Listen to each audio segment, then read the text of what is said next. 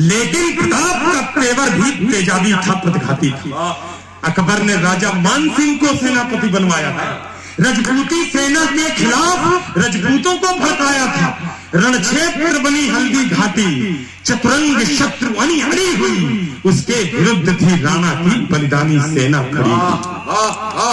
इस बीच युद्ध के शंख बजे, सुनना आप सुनना। इस बीच युद्ध के शंख बजे, आजाद शेरों तुम्हारे लिए ही कविता पढ़ रहा हूं। इस बीच युद्ध के शंख बजे, रणढोल बजे, मृदंग बजे, घड़ियाल बजे, घन घनन घनन, जुझारू युद्ध जंग बजे, बजुठी तेग तलवार बजी, मुगदर बरछी करवार बजे, बंदूकों की शहनाई संग, तोपों के मुखर सितार बजे, दो धारी बाजी खन खन खन। वालों, आप तो हिंदी भाषी क्षेत्र में हो। गोविंद बीते दिनों दक्षिण में था, मैं उड़ीसा में, वहां ज्यादातर लोग हिंदी भाषी नहीं थे प्रॉपरली, उनको समझाई जा रही थी कि कवि क्या कह रहा है, लेकिन उसके बावजूद उसने किसी भी कविता के अंश पर कविता तालियां नहीं बजाई। लेकिन जब ये ध्वन्यात्मकता वाला छंद आया, बंद आया, इसमें तलवारों की छनक के साथ उनकी तालियां आकाश में गूंजी। आज मैं अपने घर में मायूस महसूस कर रहा हूं। एक बार फिर आपको अवसर देता हूं, इन आवाजों के साथ आपकी तालियों की ताल मिले जो हल्दी घाटी में हमारे वीर सैनिकों के माध्यम से निकली। तैयार रहना। इस बीच युद्ध के शंख बजे, ढोल बजे, मृदंग बजे, घड़ियाल बजे, घन घनन घन, जुझारू युद्ध जंग बजे, बज उठी तेग तलवार बजे, मुगदर बरछी करवार बजे, बंदूकों की शहनाई, तोपों के मुखर सितार बजे, दो धारी बाजी खन खन, छुरियां झन झन झन चाप बजे, झन झन झनार झन चंद्र, दुश्मन की गर्दन नाप बजे, धनुषों की डोरी धन धन, और तीर बोलते सन सन, घोड़ों की घंटी टन टन, हाथी का घंटा घन घन।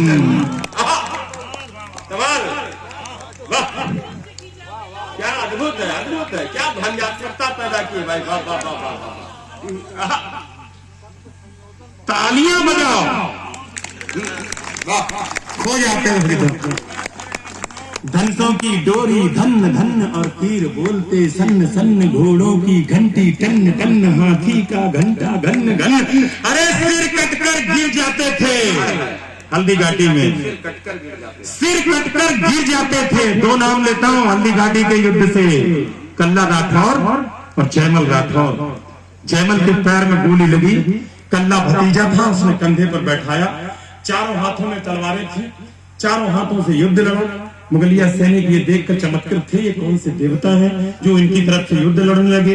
बीते दिनों में उदयपुर में था, दिन में समय था तो मैं बाहर निकल गया। सर एक मंदिर देखा जिसमें ऐसे ही घोड़े पर एक आदमी बैठा, दूसरा आदमी बैठा, चारों हाथों में तलवार। मैंने पूछ लिया, हमने कहा हमारे कोरबा में, मेरे औरैया में, कानपुर में, लखनऊ में ऐसे मंदिर नहीं होते जिसमें ऐसा देवता बैठा हो।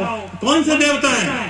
जो जवाब दिया राजस्थान के बेटे ने, अगर गर्व हो तो तालियों में सूचित करना। उसने कहा भाई साहब ये कोई देवता नहीं है, ये कल्ला राठौर और जयमल राठौर हमारे राजस्थान के बेटे हैं। मुझे गर्व हुआ, मेरी छाती 72 इंच की हुई। मैं उस देश का रहने वाला हूँ जिस देश में अपने सिर्फ भगवानों और देवताओं को ही नहीं, अपने वीर बेटों को भी मंदिर में बैठा करके पूजा की जाती है। तब आपकी तालियां मांगता नहीं। सिर कटकर गिर जाते थे पर लोथे ही अड़ती रहती थी। सिर कटकर गिर जाते थे पर लोथे ही अड़ती रहती थी, और कहीं विलक धड़ से होकर बस बाजू लड़ती रहती थी, और कहीं विलक धड़ से होकर बस बाजू लड़ती रहती थी। जिसको भमोड़ देता चेतक, जिसको भमोड़ देता चेतक, जिसको भमोड़ देता चेतक, उसका बख्तर कट जाता था। जिसको भाला घुस जाता था, गुब्बारे सब फट जाता था।